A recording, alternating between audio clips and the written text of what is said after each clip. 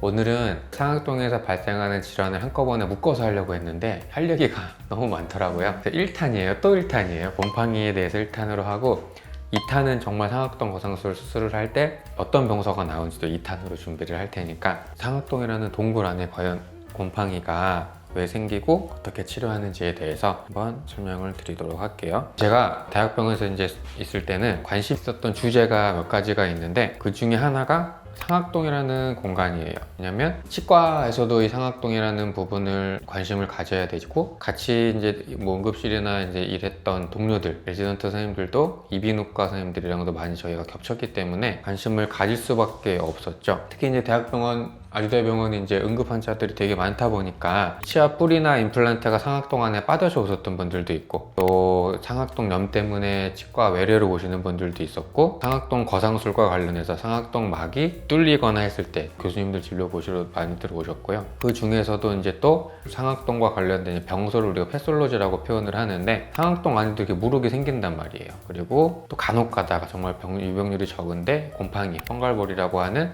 곰팡이가 생기기도 하고 그래서 과연 나는 구강외과 전문의로서 내가 무엇을 할 수 있고 무엇을 해야 되고 언제 이비인후과 선생님들한테 내가 의뢰를 해야 되는지에 대해서 정말 심도 있게 많이 고민을 했고 공부를 많이 했고 상악동 질환과 관련돼서 우리 과연 이제 1차 의료기관이 무슨 역할을 할 수 있을까? 이 상악동이라는 공간은 배구치와 관련이 있기 때문에 뗄래야 뗄 수가 없어요. 어금니에 통증이 있어서 치과에 왔는데 이게 과연 상악동 안에 병소가 있어서 아픈지 치과 문제인지 치아 문제인지 우리 감별을 할 수 있어야 되거든요. 이 환자분 보시면 어금니가 막 아프다고 오셨단 말이에요. 치아는 별로 문제가 없는데 뛸 때 아프다. 그다음에 두드릴 때 치아가 조금 아프다.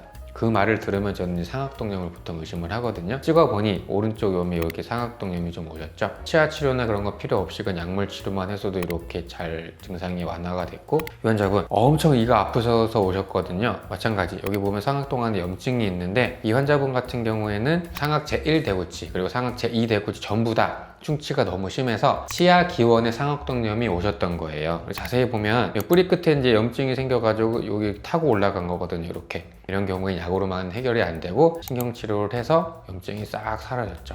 이러면 환자분이 엄지척 하시면 엄청 좋아하신단 말이에요. 또 볼까요? 이 환자분도 마찬가지 평소에 비염이 있는 걸 알고 계셨고 치아가 불편감이 이제 있어서 저희 치과에 오셨는데 이제 CT를 찍어봤죠. 보면 공기만 차 있는 상악동은 이렇게 검정색으로 보여요.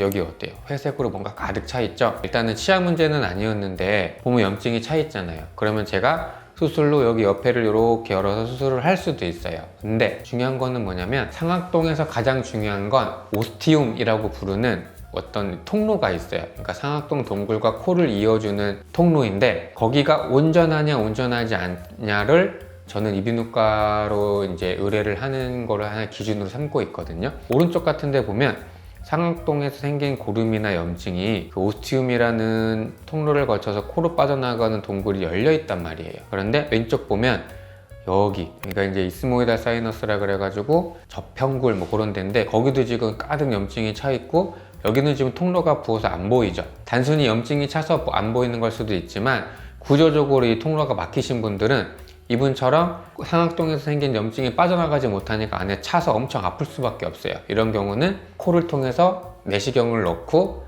뼈를 뜯어내는 수술을 해야 상악동염이 완화가 돼요. 이거는 제가 할 수 없죠.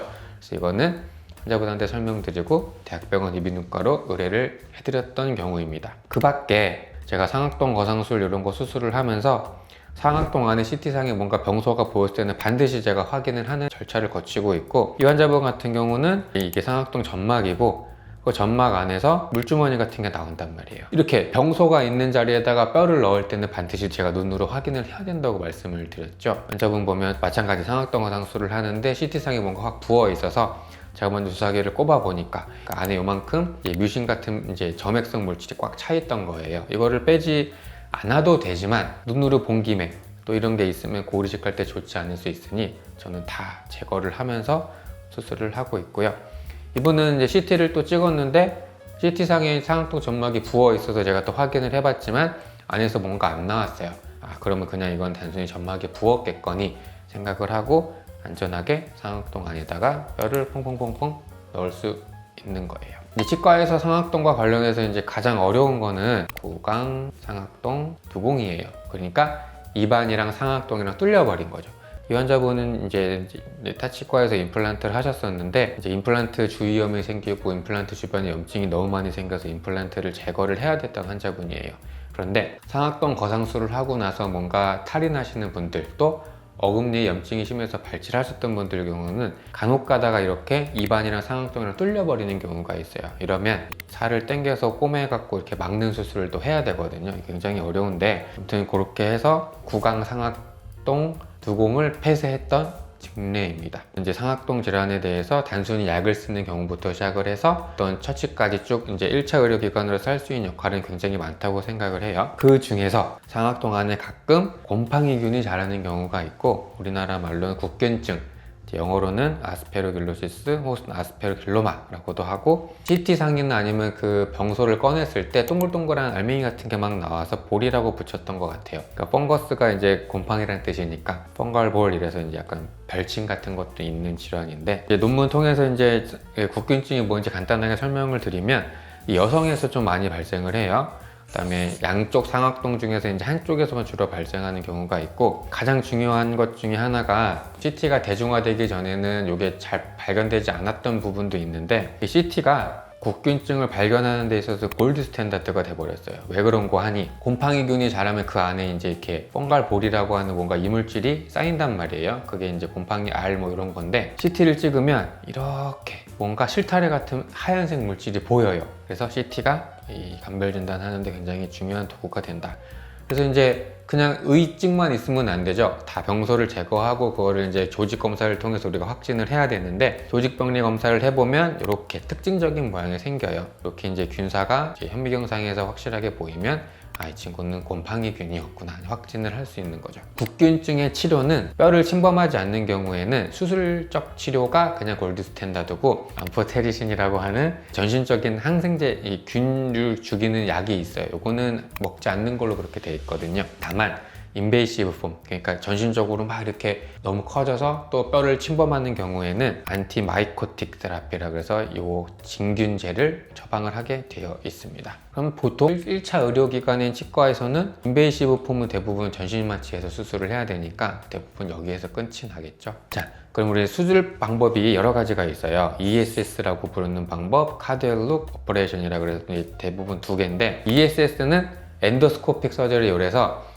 이비인후과에서 이렇게 현미경을 보면서 코에다가 수술기구를 넣고 하는 거고, 켈두엘룩은 잇몸뼈 옆에 광대뼈 밑에 뼈에다가 구멍을 뚫고 접근하는 방법이에요. 여러 가지 논문, 그리고 이제 수술 방법들이 발전되고 또 기구들이 발전되고 하면서 곰팡이균에 대한 수술적 치료의 골드 스탠다드는 ESS로 자리를 잡았어요. 그 이유가 켈두엘룩 오퍼레이션이라고 부르는 이 수술법 자체가 굉장히 침습적이에요. 그리고 여기로 수술기구를 넣어서 코 있는 데까지 들어가다 보니까 접근이 잘 안 되는 부위가 있는 거죠. 그래서 곰팡이균이 생겼을 때는 먼저 ESS라는 수술법을 쓰는 게 골드 스탠다드다 하시면 되고, 이게 아까 치과에서 예전부터 많이 했던 수술이에요. 이게 켈두엘룩이라고 부르는 수술인데, 요거 잘 보시면 이게 거즈거든요. 거즈. 여기다가 구멍을 내고 거즈를 이렇게 넣어서 코로 빼갖고 이거를 낫는 것까지 기다렸단 말이에요. 엄청 아파요. 피도 많이 나고. 그래서 요새는 그렇게 안 하고 코에다가 쭉 내시경을 넣어서 오스티움 부분을 막고 있던 비중격이라고 부르는데, 아무튼 거기를 뜯어내는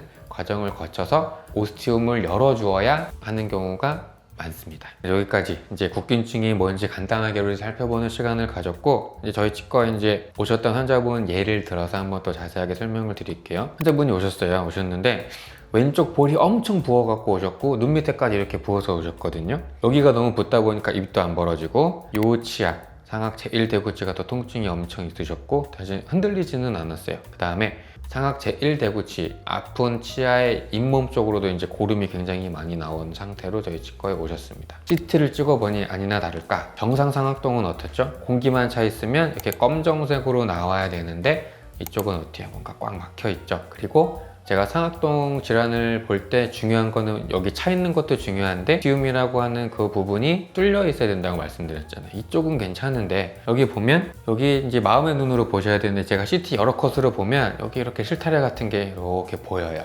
그리고 여기가 막혔는지 뚫렸는지는 CT상으로 판단할 수는 없었는데 제가 이제 안 막혔다고 생각을 했던 이유 중에 하나가 여기가 막혔으면 이비인후과에 갔을 때 이렇게 내시경으로 봤을 때 이비인후과 원장님께서 말씀을 해주셨을 것 같고 실제로 환자분이 또 이제 후비루라 그러죠. 넘어가는 증상이 있다고 말씀을 하셨기 때문에 여기는 그냥 부어서 안 보이는 거지 막혔을 것 같지는 않다고 일단은 판단을 했어요. 보시면 이렇게 지금 실타래 같은 게 이렇게 보이죠. 마음속으로는 올 게 왔구나, 국균증이다 생각을 했고 여기 보시면 또 이렇게 실타래 같은 게 보이고 있습니다. 그래서 국균증으로 제가 이제 진단을 하고 환자분께는 요거는 수술을 통해서 빼내야 된다고 말씀을 드렸어요. 근데 제가 이비인후과로 먼저 의뢰를 안 드리고 제가 수술을 했던 이유는 뭐냐면 이미 CT상에서 보면 여기가 어때요? 누공이 생겨가지고 뼈가 뚫려 있어요. 예를 들어 제가 여기 뼈를 억지로 구멍을 내야 되거나 그래야 되는 경우면 제가 여기에 입안에 절개를 해서 구멍까지 내면서 수술할 바에야 이비인후과 가져가고 코로 수술하시는 게 나을 거라고 말씀을 드렸는데 이미 여기 구멍이 뚫려 있거든요. 또 증상도 너무 심하시고 하니까 제가 이제 수술을 해드리겠다고 하고 이제 항생제 조금 먹고 이제 그나마 증상을 조금 완화시켜 놓은 다음에 수술을 했어요. 보면 이 상악동 안에 생겼던 고름들 이런 것 때문에 이제 잇몸뼈를 뚫고 나왔고 이제 여기 누공이 생겨서 찔러보니까 안으로 쑥쑥쑥 들어가고 있죠. 잇몸을 이렇게 절개를 하고 여기가 이제 문제의 부위인데 여기서 이미 뼈가 뚫려 있었어요. 이제 제가 이 주사기를 왜 꼽았냐면 국균증이 아니었으면 하는 바람에, 왜냐면 아까 제가 이제 1차 의료기관으로서 역할을 봤을 때 이런 주사기를 꼽아서 노란색의 맑은 액체가 나오거나 약간 주황색의 뭔가 이 찐득한 액체가 나오면 국균증이 아닐 가능성이 되게 높거든요. 그래서 빼봤더니 뭔가 이 고름이 나오기는 하는데 제가 원했던 색깔은 아닌 거예요. 보면 맑은 노란색 색깔도 아니고 뮤커스 리텐션 시스트처럼 뭔가 걸쭉한 치즈 같은 것도 아니고 이건 확실히 그냥 고름이에요. 그래서 이제 잇몸 절개한 데다 주사바늘 다시 꽂고 안에다가 살라이드를 막 밀어 넣었죠. 안에서 뭔가 튀어나와라 하고 쭉 밀어 넣어 봤는데 이렇게 덩어리가 나오기 시작해요. 볼이라고 말씀드렸잖아요. 뻥갈볼. 그러니까 이걸 안에 있는 병소를 꺼낼 때 이렇게 곰팡이 알 이런 것들이 나오기 때문에 나오는 거고, 이제 이게 나왔으니 아스페로글로스가 무조건 맞는 거죠. 이제부터 시간과의 싸움이 되는데 왜 그러냐면 제거하는 게 엄청 오래 걸려요. 안에 엄청나게 많이 들어있기 때문에. 또 이제 이거 제거한다고 구멍을 더 크게 내면 환자분이 나중에 더 불편하실 테니까 최대한 지금 나와 있는 구멍 상에서 이제 제가 해결을 해야 되거든요. 그래서 이제 안에다가 들어갈 수 있는 기구들은 다 넣어갖고 이렇게 곰팡이 다 꺼내는 거예요. 알맹이를. 자 보세요. 안에서 퐁퐁 계속 나와. 이 알맹이들이 엄청나게 크죠? 이런 게 있으니까 아프죠. 아프고 고름도 계속 나오고 항생제 갖고 될 게 아닙니다. 그래서 총 수술 시간 45분 정도 걸렸고 안에서 꺼낸 곰팡이 알맹이들이 이만큼 나왔어요. 이만큼. 근데 이제 수술까지 다 했지만 눈으로 보이지 않는 곳에 얼마든지 곰팡이 알맹이가 남아있을 수도 있고, 그래서 환자분이나 보호자분한테 충분히 설명을 드렸어요. 이비인후과에서 수술을 할 수도 있지만 급하시기도 하고 구멍이 나 있으니까 제가 다 제거는 했지만 증상이 재발되거나 한두 달 있다가 CT를 찍었을 때 뭔가 다시 보이면 그때는 정말 이비인후과적인 진료를 보셔서 코로 다 뜯어내면서 수술을 하실 수도 있다 이제 말씀을 드렸죠. 저희 치과가 좀 특화되어 있는 게 모든 병소가 있을 때 거기서 끝나는 게 아니고 항상 병리과에 요청을 해서 조직검사까지 확실하게 하거든요. 이 환자분도 마찬가지. 아까 꺼냈던 요 알맹이들을 다 구강명리과로 보내서 확진을 받았어요. 이거만 보면 사실 모르죠. 근데 이렇게 보면 균사가 보여요. 그래서 이렇게 펑갈볼 컨시스턴트 윗 아스페로글로시스 확진을 받고 환자분과 보호자분한테도 다 말씀을 드렸습니다. 자, 그러면 국균증은 왜 생기나요? 되게 드물어요. 이게 옛날부터 이제 보고가 되었지만 드물어. 이 드문 이유가 면역력이 저하되기가 어렵죠. 곰팡이가 생기려면 면역력이 떨어져야 되는데, 두 번째는 진단을 하는 방법이 CT가 대중화되지 않았다 보니까 과거에도 어느 정도 그 곰팡이 풀이 있었는데 CT가 개발되기 전에는 조금 덜 발견되었던 것도 있었던 것 같아요. 굉장히 레어 디지즈였는데 최근 들어 조금 증가되는 추세라고 해요. 그리고 체온에서 증식을 하니까 상악동에 공기도 많고 좋은 자리죠. 그래서 이제 국균증은 여러 가지 종류가 있어요. 이게 뼈를 침범하지 않는 논 인베이시브 같은 경우에는 뭐 이렇게 있는데 사실 이거 종류 자체가 그렇게 중요한 것 같지는 않습니다. 인베이시브 폼, 이거는 거의 캔서죠. 누가 봐도 모양이 안 좋잖아요. 그죠? 상악동에서만 있던 것들이 지금 다 뼈를 뚫고 지금 다 이렇게 올라가고 있기 때문에 여기 보시면 이 코가 거의 형체를 알아볼 수 없을 정도로 이런 거는 경과가 굉장히 안 좋습니다. 그래서 이제 논 인베이시폼 중에 여러 가지 종류로 나눌 수 있어요. 알러지는 뭐 여러 가지 원인이 있을 수 있겠죠. 치아가 원인이 돼서 왜 곰팡이가 생길 것인가에 대해서 우리가 좀 더 집중을 해서 봐야 돼요. 입안에 사는 상주 세균들이 있다고 제가 말씀드렸잖아요. 지주 세균, 중추 세균. 그 중에서도 이제 입안에 돌아다니다 보면 이게 곰팡이 포자 같은 게 들어갈 수도 있겠죠. 다이렉트로 감염이 될 수도 있겠지만 곰팡이 포자가 코 안으로 들어가서 상악동 안에서 이제 있을 때 치과에서 쓰는 여러 가지 치과 재료들 중에 신경 치료할 때 쓰는 그 근관 충전재 안에 아연 성분이 들어있는데 이 아연이 국균증을 일으키는 그 곰팡이의 성장을 촉진하는 효소의 조효소로 작용을 해요. 그러니까 징크 이온이 그 효소가 활성화되는데 핵심 요소로 작용을 하거든요. 그러니까 곰팡이균이 있어. 그런데 옆에 이렇게 아연 이온이 있다. 그러면 그 곰팡이 세균이 더 번식할 수 있는 조건이 돼버리는 거죠. 제가 이제 또 걱정인 거는 이제 뭐 치과 치료를 하면 곰팡이가 생기더라. 신경 치료를 하면 곰팡이가 생기더라. 이제 이거 이제 오해하실 수 있단 말이에요. 제가 시작부터 말씀을 드리는데 절대 아니에요. 드문 질환이에요. 드문 질환인데 신경 치료를 할 때 썼던 재료들이 상악동 안으로 들어가는 경우가 드문 경우이기 때문에 그렇거든요. 그래서 아무튼 오해하시면 안 돼요. 치과 치료가 했을 때 상악동에 곰팡이가 생긴다. 신경 치료했더니 큰일 났다. 그렇게 생각하시면 안 됩니다. 간혹 가다 생겨요. 간혹 가다가. 자, 이제 치아가 원인이 돼서 국균증이 생겼던 거를 제가 논문에서 케이스 리포트를 통해서 쭉 보여드릴 텐데 파노라마를 보면 여기 뭔가 보이고 뭐가 이렇게 써 있죠. 그 다음에 여기 요 두 개 치아가 이제 신경 치료가 되어 있다. 그래서 카디올로기라고 이제 고전적인 방법으로 안에 걸 다 꺼내놨고 이제 조직 검사를 해보니까 아스페르길로시스가 됐는데 여기에서 꺼냈던 그 뭔가 이물질 같은 거를 분석을 해보니까 그 안에 포린 바디가 있었고 거기를 분석을 해보니 아연이랑 황이랑 칼슘 같은 것들이 있다. 이게 신경치료할 때 쓰는 우리 실러라고 부르는 그런 재료들의 주 재료였거든요. 그러니까 이때부터 학자들은 이런 게 거기 안에 들어가서 곰팡이균을 성장시키는데 영향을 주지 않았을까 이제 가설을 세우기 시작을 하는 거죠. 두 번째 이제 케이스인데 마찬가지 수년 전에 신경치료를 했고 엑스레이를 찍어보니까 여기 뭔가 이상이 있다. 그래서 이제 수술을 한 거죠. 했더니 마찬가지 꺼내보니까 곰팡이균이 나왔고 거기에 루트캐널 시멘트, 그러니까 신경치료할 때 썼던 그 실러라고 불리는 물질이 같이 나왔다 이건 거죠. 또 마찬가지 이제 로컬 덴탈 클리닉에서 대학병원 전원이 됐나 봐요. 어떤 한 치아가 4년 전에 이제 신경치료를 했고 아프고 엑스레이를 찍어보니까 여기 뭔가 보였던 거죠. 그래서 발치를 했고 그 다음에 뭐뭐 수술을 했고 조직학적으로 국균증이 확진이 됐던 거. 또 요것도 마찬가지 이제 근관치료학 저널에서 발표가 됐던 내용인데 2년 전에 요철 신경치료를 했고 퍼스가 또 나왔나 봐요. 환자는 담배도 안 피는데 그래서 CT를 찍어봤더니 여기 공기만 차 있는 상악동은 검정색인데 부어있고 방사선 불투각성 물질이 이제 보이는 거죠. 조직학적 검사를 했더니 마찬가지 국균증을 확진을 했고 수술을 하고 뭐 짱을 나왔다. 그러면 치성 국균증에 대해서 저희가 이제 조금 더 자세하게 들어가 볼 필요가 있을 것 같아요. 제가 누차 말씀드리지만 신경치료를 한다고 해서 무조건 곰팡이가 생기는 거 아니에요. 중요한 건 그거죠. 왜 어금니 치료를 했더니 상악동 안에 국균증이 생길 수가 있을까? 그거를 봐야 되는데 상악대구치가 그 자체로서 위험 요소를 갖고 있어요. 상악대구치가 대부분 이 상악동 안에라고 부르는 걸 가까이 있을 수밖에 없죠. 잇몸뼈 바로 위쪽이니까. 특히 상악 제2대구치 또는 제1대구치의 입천장 쪽 뿌리가 이 상악동이랑 굉장히 가까이 있고 또 하나는 충치 치료가 지연되지 않고 제때 받아야 되는 이유 중에 하나도 있어요. 뿌리가 이렇게 있잖아요. 근데 충치 치료가 지연돼서 이제 신경하고 혈관까지 감염이 돼서 고름이 나올 정도가 됐거나 그러니까 여기가 관통될 정도가 되면 뿌리 끝을 통과해서 염증이 통과되고 잇몸뼈까지 통과되게 되거든요.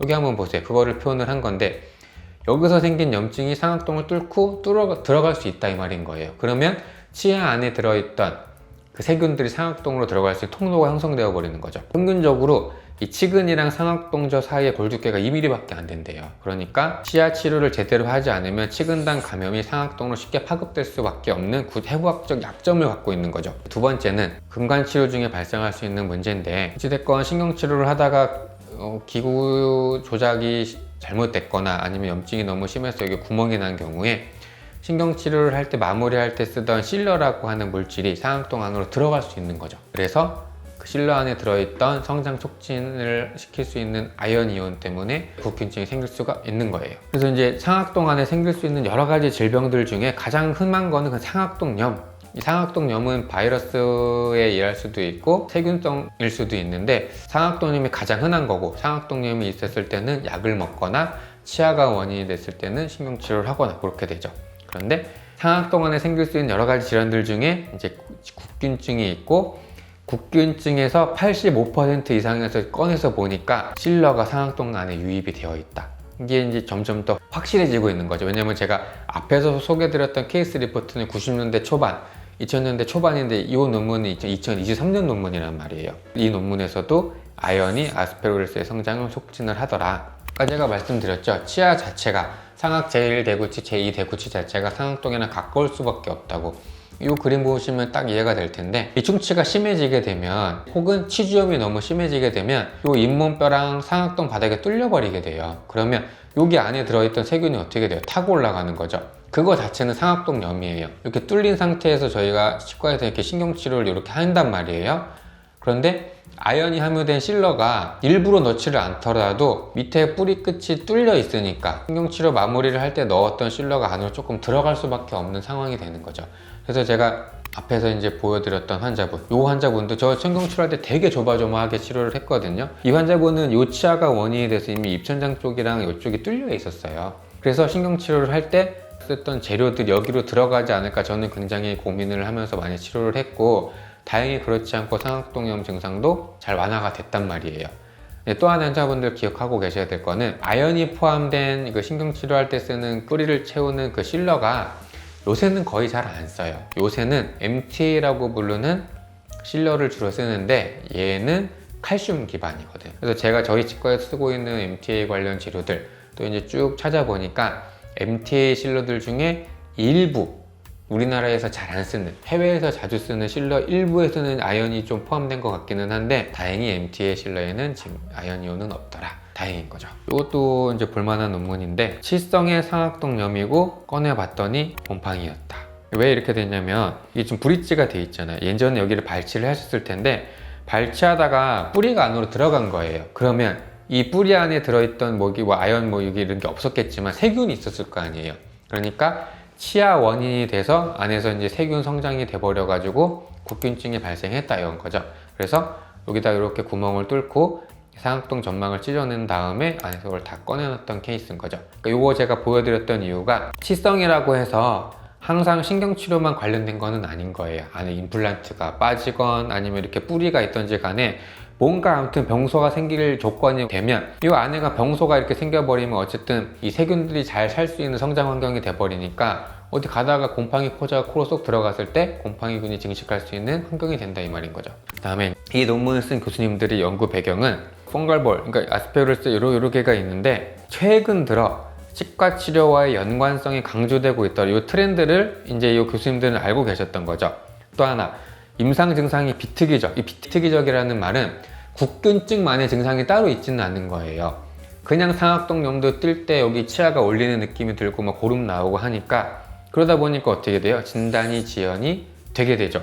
그러면 조그맣게 수술을 해도 될 거를 더 크게 수술을 하게 되니까 이제 연구 배경이 이렇게 되고, 그래서 이 목적이 이런 거를 뭐 살펴보고 증례 보고를 하는데, 치성 국균증에 대해서 논문 고찰까지 같이 해주게 돼서 제가 소개를 해드리면 좋을 것 같아서 이 논문을 가져왔어요. 상악동 안에 또 뭐가 뭔가 보이죠? 수술을 해서 빼서 확진을 국균증으로 했고, 요거를 이제 조사를 해보니까 근관 충전 유사물질이 나왔다. 신경 치료를 했지만 안에 뭔가 들어가서 거기에 뭐가 있던 성장 물질이 곰팡이균을 자라게 했던 거죠. 이제 이 저자들이 궁금해하는 거예요. 곰팡이가 피려면 웬만해서는 안 피거든, 우리 몸에. 면역력이 굉장히 떨어지신 환자분들이나 이제 곰팡이균을 우리 몸에 잡아내질 못하니까 몸에 곰팡이가 피는 건데, 왜 면역 정상 환자에서 특히 치과 치료에 이게 증가하는가? 이거를 이제 물음표를 갖고 있는 거죠. 이 논문에 교수님들이 좀 주목을 했던 거는 뭐냐면 이거예요. 최근에 항암제나 면역 억제제 사용이 증가하니까, 면역 억제제를 사용하면 어떻게 돼요? 면역이 억제되니까 곰팡이가 잘 필 수 있겠죠? 영상 기법이 발달해요. CT가 이제 대중화되다 보니까 뭔가 불편할 때 그냥 뭐 눈으로만 확인하거나 이렇게 감으로 의존을 했던 부분들이 좀 더 잘 볼 수 있게 되고, 관찰 효과와 실제 효과가 동시에 작용을 해서 이제 복균증 발견될 확률이 점점 높아가는 것 같다라고 이제 말씀을 하시더라고요. 마찬가지 이 포자가 환경이 많기 때문에 흡입을 해서 상악동 내에 축적이 되어 있다가, 아까 이 배출장애는 왜 생긴다고 말씀드렸죠? 상악동이 이렇게 있으면 여기 코로 들어간 오스티움이라는 구조가 원래는 뚫려 있어야 여기서 생긴 뭐가 코로 배출이 되는데, 태어나기를 여기가 막혀서 나오시는 분들이 있단 말이에요. 이러면 여기가 염증이 배출이 안 되니까 병원성이 더 발현될 수 있는 환경이 되어버리는 거죠. 그래서 생기는 기존의 이론이 있고, 지금도 저는 기본이 되는 이론이라고 생각을 해요. 여기에서 오돈토제닉 패스웨이가 강조가 되는 거죠. 왜? 잇몸뼈가 여기 있고 대구치 뿌리가 여기 있고 머리가 여기 있고 상악동이 여기 있으니까, 치아와 상악동이 가까이 있으니까 치성 감염 경로가 추가로 존재한다. 특히 신경치료를 하게 됐을 때 치아 뿌리에 구멍이 난 경우에는 아연이 포함된 실러가 안으로 들어갈 수도 있고, 그러면 곰팡이균을 성장시킬 수 있다. 이제 그게 이전 논문들의 내용이었던 거죠. 그래서 치과 치료가 상악동 아스페글로마에 위험이 되는 경우가, 상악동이랑은 점막이 천공할 가능성이 있죠. 점막이 뚫려버리면 그 안에 뭐가 이물질이 들어가 버리니까. 그러면 이 점막이 천공될 수 있는 여러 가지 치과 술식들에는 신경치료가 될 수도 있고, 발치 혹은 임플란트를 하다가 뚫려버리는 경우, 누공이 생기는 경우, 임플란트가 상악동 안에 빠지는 경우, 상악동 안에 뼈 이식을 했는데 잘못돼서 천공되는 경우, 마찬가지 병적인 요소가 되는 거고, 여러 가지 원인에 의해서 치과 재료가 상악동 안에 들어가는 경우에는 여기 안에 있는 아연이온이 상악동 안으로 들어가서 코팩터가 돼서 곰팡이균의 성장을 촉진시키더라. 진단이 늦어지는 이유, 급성 증상이 없죠. 진행 속도 마찬가지 느리고, 증상이 비특이적이라는 말은 단순 상악동염하고 비슷하기 때문이에요. 그래서 이 논문의 저자들이 CBCT 기반 조기 진단이 불필요한 치료 지원을 막는다가 결론이 되는 거죠. 이제 다른 논문인데 여기서도 마찬가지. 상악동 펑갈볼이 면역 정상자에서도 자꾸 발생을 하니까 이제 궁금해지는 거죠. 이거 이제 이비인후과 논문입니다. 고령 여성 환자에서도 호발을 하고, 그래서 기존 문헌들에서 상악의 치과 치료, 특히 근관 치료가 원인일 가능성이 반복적으로 제기가 됐으나 통계적인 검증이 부족했다. 그래서 이 논문을 쓴 이비인후과 교수님들이 상악치아의 근관 치료가 독립위험인자인지 대조군과 실험군으로 나눠서 통계를 돌려보셨던 거죠. 그렇게 봤더니 펑걸볼 그룹에서는 신경치료 했던 것과 통계적으로 더 유의미하게 나왔어요. 그래서 펑걸볼 그룹에서 통계적으로 유의하게 근관 치료한 횟수, 그 다음에 근관 치료한 치아의 수가 훨씬 더 높았고, 발치 자체는 이제 통계학적으로 유의하지는 않았다, 이렇게 결론을 내고 있어요. 외국 논문인데, 한국 이비인후과 논문에서는 과연 어떻게 국균증을 바라보고 있을까? 기존 연구는 치성 원인과 세균성 부비동염, 그냥 단순 사이노사이티스 상악동염만 연관성에 집중을 했다. 진균성 부비동염, 펑갈볼이랑 치성 감염관에서 연구가 좀 부족해서 이번엔 치주염까지 같이 보려고 했던 거예요, 이 논문을 쓴 교수님들은. 근데 결론을 보면 이비인후과에 의뢰가 돼서 수술을 했던 환자분들 통계를 처리를 해보니, 이상하게 임플란트나 뭐 이거 치성 감염이나 뭐 이런 것들 딱 통계를 돌려봤을 때 치주염이 가장 통계적으로 유의하게 나왔대요. 요거는 제가 볼 때는 치과 치료나 어떤 치과의 진단 영역에서 조금 이렇게 결론을 도출해내기가 조금 어려운 게 뭐냐면, 그냥 이건 통계적으로 치주염이 좀 높게 나왔던 것 같아요. 단순 치주염이 국균증을 유발하기에는 조금 중간